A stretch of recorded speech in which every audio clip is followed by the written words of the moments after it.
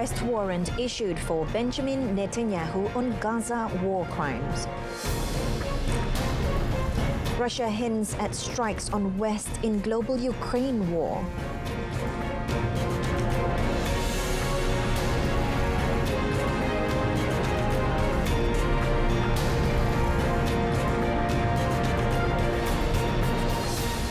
Salam Malaysia Madani, you're watching World Today with me, Renee Fong.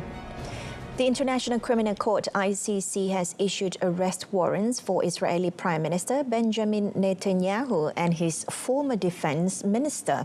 The ICC's move theoretically limits the movement of Netanyahu, as any of the court's 124 national members would be obliged to arrest him on their territory.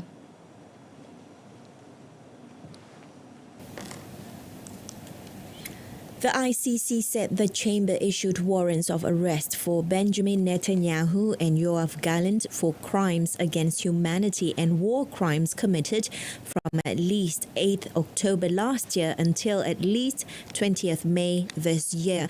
The court said it had found reasonable grounds to believe Netanyahu and Gallant bore criminal responsibility for the war crime of starvation as a method of warfare, as well as the crimes against humanity of murder, persecution and other inhumane acts. The ICC said the pair were also criminally responsible for the war crime of intentionally directing an attack against the civilian population. And regarding the war crime of starvation, it said the manufactured shortages created conditions of life calculated to bring about the destruction of part of the civilian population in Gaza. This resulted in civilian deaths, including of children, due to malnutrition and dehydration. The court's chief prosecutor, Karim Khan, urged the body's members to act on the warrants and for non-members to work together for upholding international law.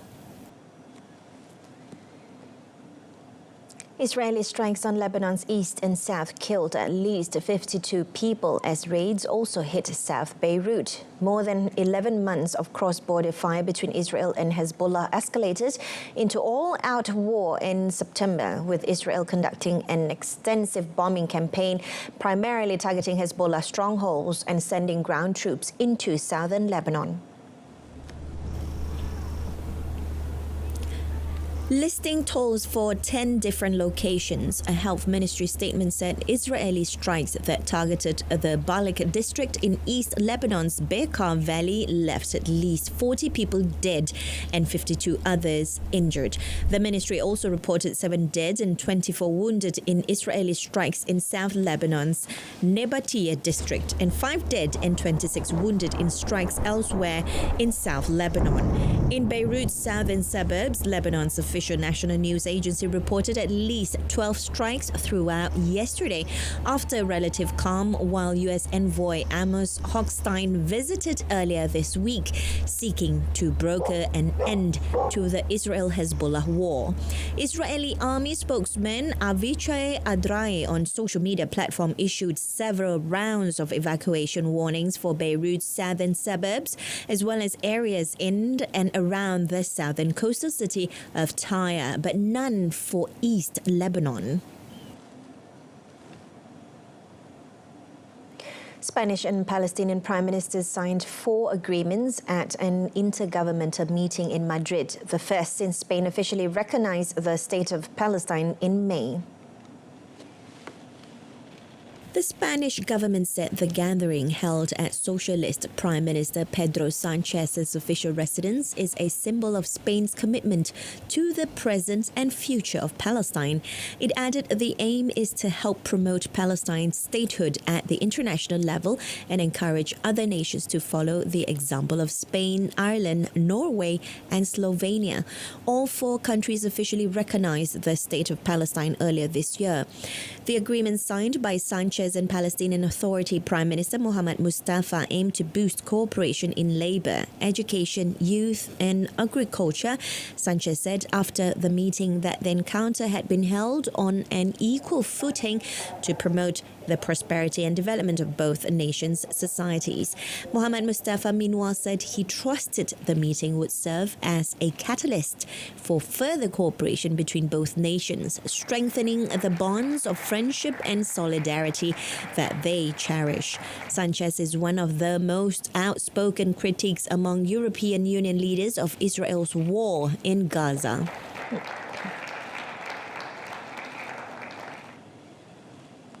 Spokesman for United Nations Secretary-General Stefan Dujarric said Russia's use of a new medium-range ballistic missile to strike Ukraine is a worrying development. He called on all parties to de-escalate the conflict, saying that all of this is going in the wrong direction.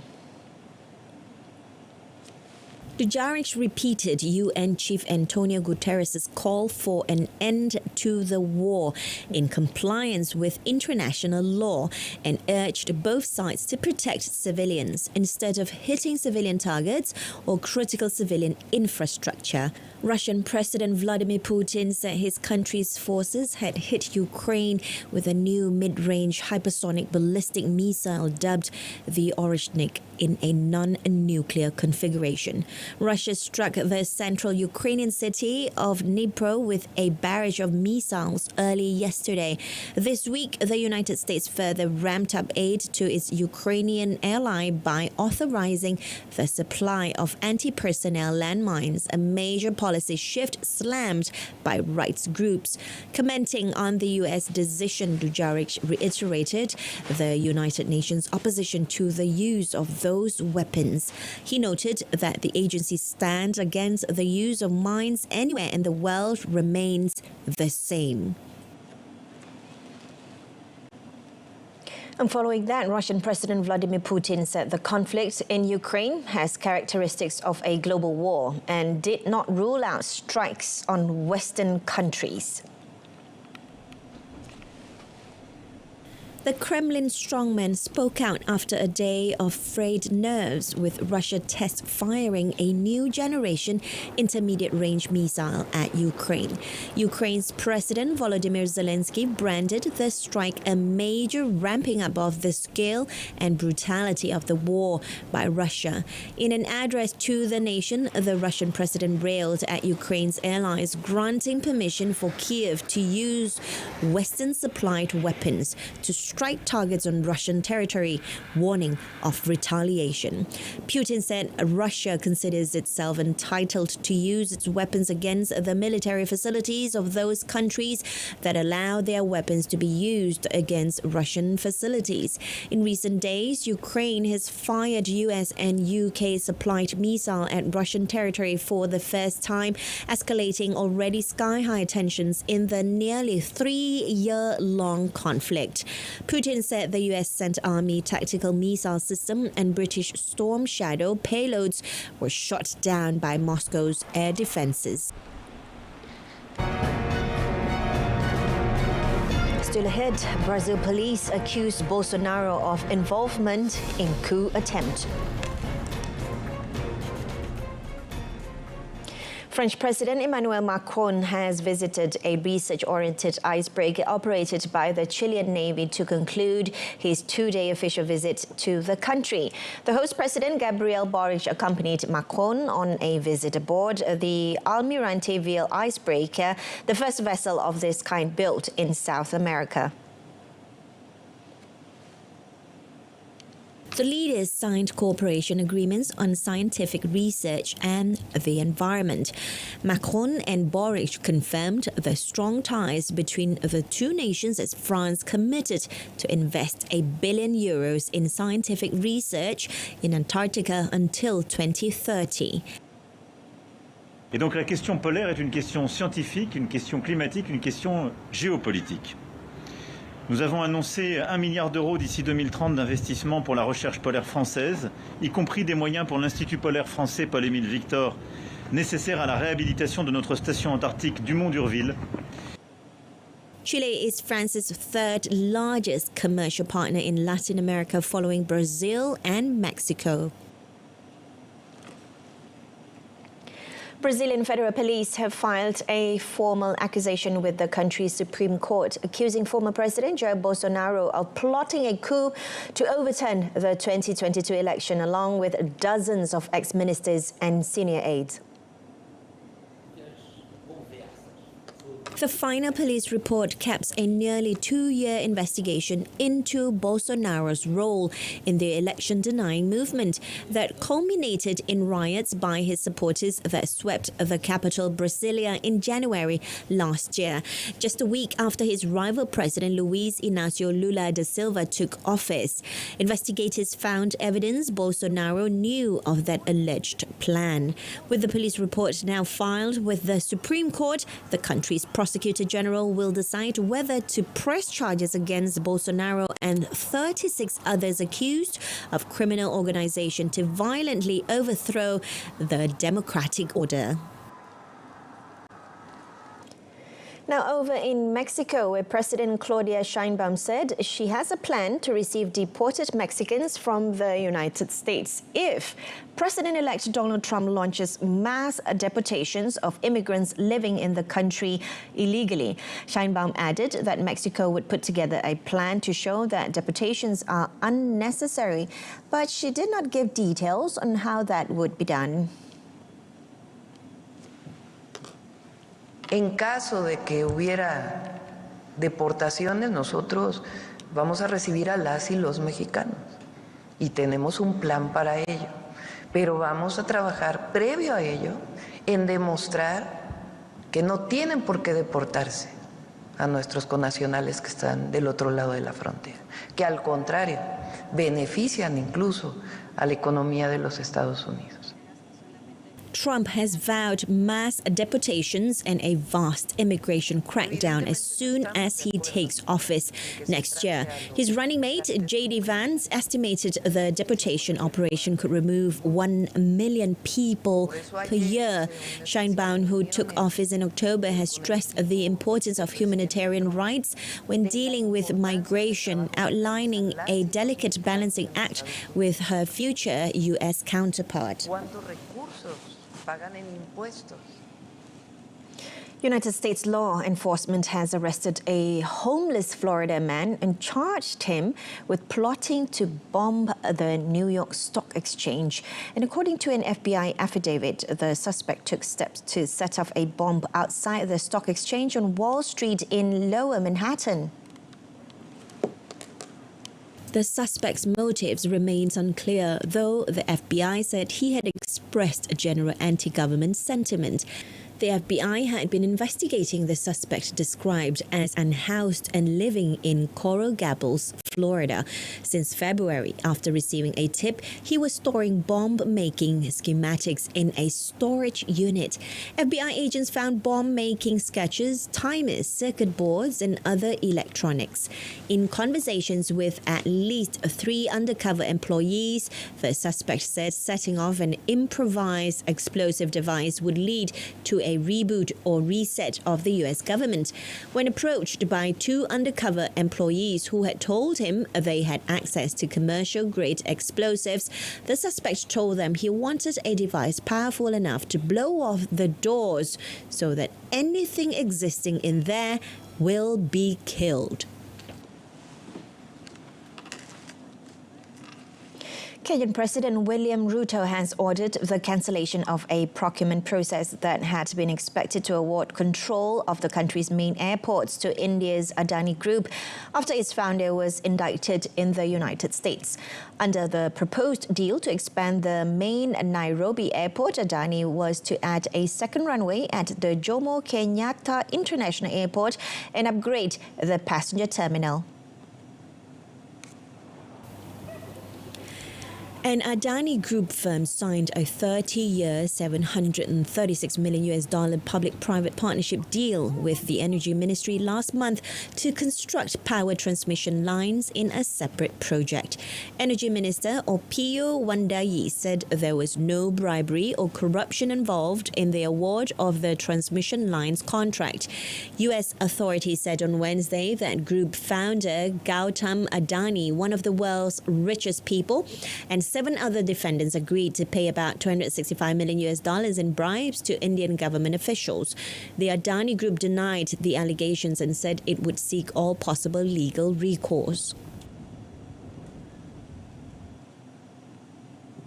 A volcano near Iceland's capital has erupted for the 10th time in 3 years, spewing fountains of lava and smoke.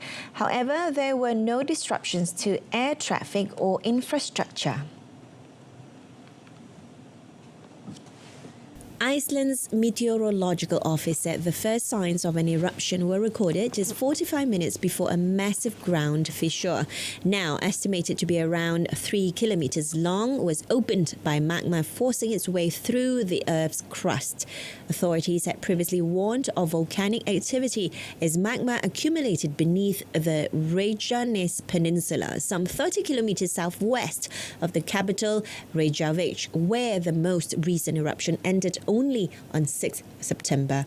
The outbreaks on the Reykjanes Peninsula, known as fissure eruptions, have not directly affected the capital city and do not cause significant dispersals of ash into the stratosphere, avoiding air traffic disruption.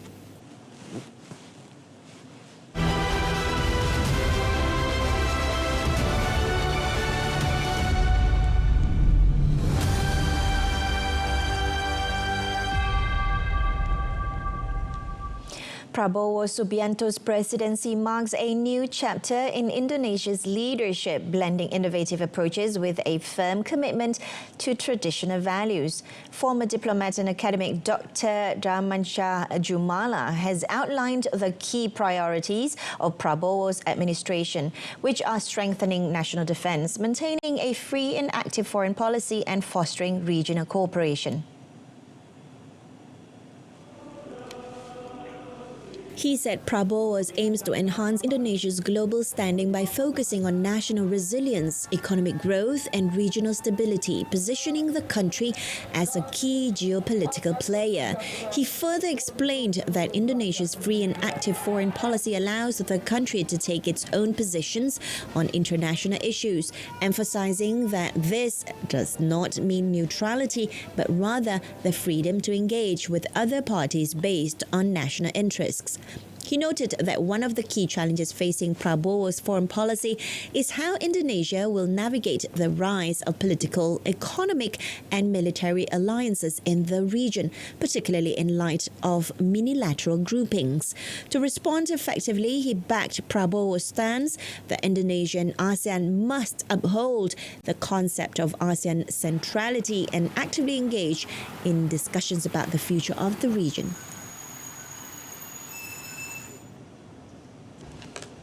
In a related development, British Prime Minister Keir Starmer welcomed Indonesia President Prabowo Subianto to 10 Downing Street yesterday.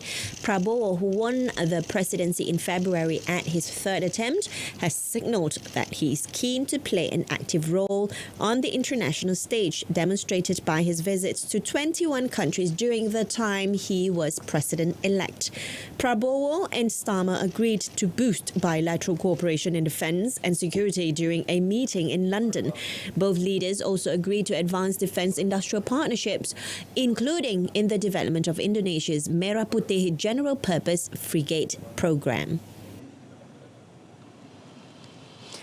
Thailand's southern border province's confidence index increased to 56.29 in the third quarter of this year, up from 55.56 in the previous quarter.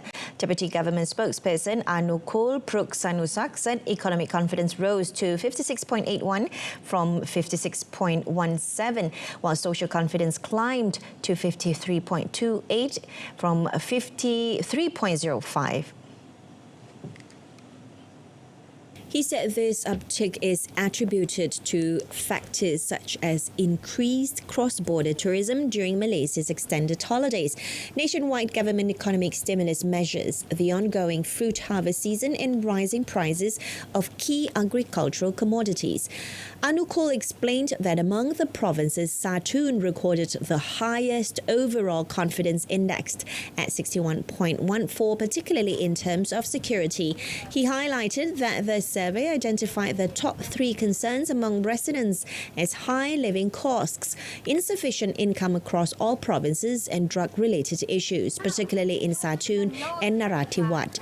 Anukul also affirmed that the government is collaborating with relevant agencies to improve the livelihood of residents in the southern border provinces. At least 5 foreign tourists have died after a suspected mass methanol poisoning from drinking tainted alcohol at a backpacker hotspot in Laos.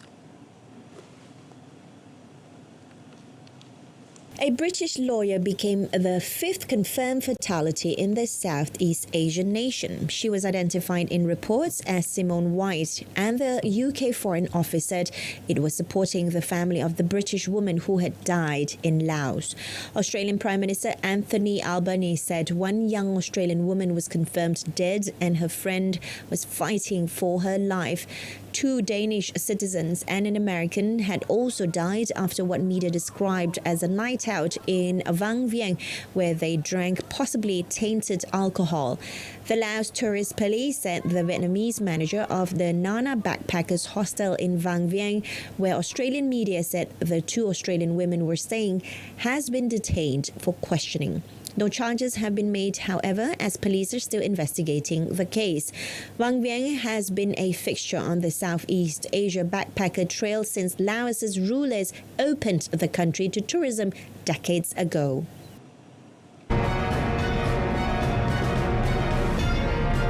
Next up in sports, Pearly Tina advanced to quarter-finals of China Masters.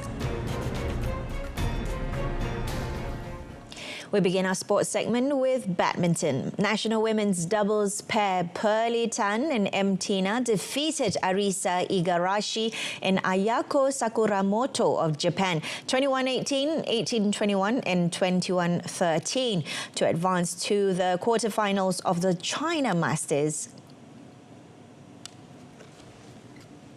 Pearly Tina will next meet Liu Shengshu and Tan Ning of China in the quarterfinals. And according to records, Pearly Tina had only emerged victorious in 3 out of 8 encounters against Shengshu and Tan Ning, which were the 2023 Asian Mixed Team Badminton Championships, 2023 Japan Open and 2024 Hong Kong Open. Meanwhile, national top men's doubles pair Aaron Chia and So Wei Yik eliminated another national pair, Nur Muhammad Azrian, Ayub Azrian and Tan Wee Kyung in straight sets 21-13 and 21-19. Drawn as the 5th seeds of the tournament, Aaron and Wei Yik will meet 3rd seeds He Ji Ting and Ren Xiangyu of China in the next round. National men's doubles pair Goh Zhifei and Nur Izzuddin Rumsani also showed great form to beat Taiwan's Chiu Xiangqie and Wang Qilin 21-18 and 21-16 in 37 minutes, and will next meet Indonesia's Sabar Karyaman Gutama and Moreza Palevi Isfahani. Zhifei Nur Izzuddin beat the Indonesian pair in the 2022 Indonesia Masters. Malaysia's professional men's singles player Li Zijia has qualified for the BWF World Tour Finals in Hangzhou, China next month. This was confirmed by BWF in a social media post, marking Zijia's return to the prestigious tournament after a 2-year absence. This will be Zijia's 3rd appearance at the season-ending tournament following the 2020 and 2021 editions. BWF also announced that Thailand's 2024 Paris Olympic silver medalist Kunlavut Vitidrasand has qualified for the tournament, along with women's singles players Busanan Ongbam Rungpan of Thailand, Aya Ohori of Japan, and Indonesian women's doubles pair Febriana Dwi Puji Kusuma and Amalia Chaya Pratiwi. Previously, 4 Malaysian pairs had confirmed their participation in the tournament after securing spots among the top 8 pairs in their respective categories. Only the top 8 players and pairs in the BWF World Tour rankings qualify for the finals, limited to a maximum of 2 representatives from each country per category. The gold medalists at the 2024 Paris Olympics will automatically qualify for the tournament, even if they are not in the top 8 of the rankings. Moving on to tennis, Australia defeated record 28-time Davis Cup winners, the United States, in a decisive doubles rubber to reach the semi-finals with a hard-fought 2-1 victory. In the opening clash, Australia's Tanasi Kokinakis edged Ben Shelton 6-1, 4-6 and 7-6 with a gripping tie-break triumph. World number 77, Kokinakis saved 4 match points and spurned 6 of his own before eventually prevailing when Davis Cup debutant Shelton ranked 21st. Went long to end the thrilling tie-break, the joint 6th longest in the competition's history. World number 4, Taylor Fritz, then pulled the US level in the tie by beating Alex de Minaur 6-3 and 6-4 in the second singles rubber. Fritz, who finished as runner-up in the ATP finals last week, was too strong for the de Minaur to handle. A single break in the second game was enough for him to take the first set against the world number 9. De Minaur improved in the second set, but the relentless Fritz powered to victory. Australia's doubles pair, Matthew Abden and Jordan Thompson, then scored a 6-4, 6-4 win over Ben Shelton and Tommy Paul. Their greater doubles experience proved decisive as they completed the victory for Australia against the United States. In another match, world number 1 Jannik Sinner triumphed in singles and doubles to help Davis Cup holders Italy beat Argentina 2-1 to reach the semi-finals. Francisco Cerundolo got the Argentines off to a flyer, dispatching Lorenzo Musetti 6-4 and 6-1 in the opening rubber. Sinner, who won his first 2 Grand Slams this season, as well as triumphing at the ATP finals last week without dropping a set, blew Sebastian Baez away 6-2 and 6-1 in the second singles rubber. In the decisive doubles battle, Sinner and Matteo Berrettini shattered Andres Molteni and Maximo Gonzalez 6-4, 7-5 to progress. The doubles teams were tied until the 9th game of the first set when Sinner won 3 points, and then Molteni clipped his passing shot, which was heading wide to hand Italy the decisive solitary break. The second set was even tighter, with Italy breaking for a 6-5 lead and sealing their victory with a Sinner smash. Italy booked a 3rd consecutive return to the semi-finals and are favourites to win the Davis Cup for a 2nd year running, in no small part because of Sinner's presence. They will next face Australia for a place in the showpiece tie. And that wraps up World Today. In our top story, arrest warrant issued for Benjamin Netanyahu on Gaza war crimes. And tune in to Malaysia Tonight, coming up at 8:30 p.m. on TV1 and saluran Berita RTM.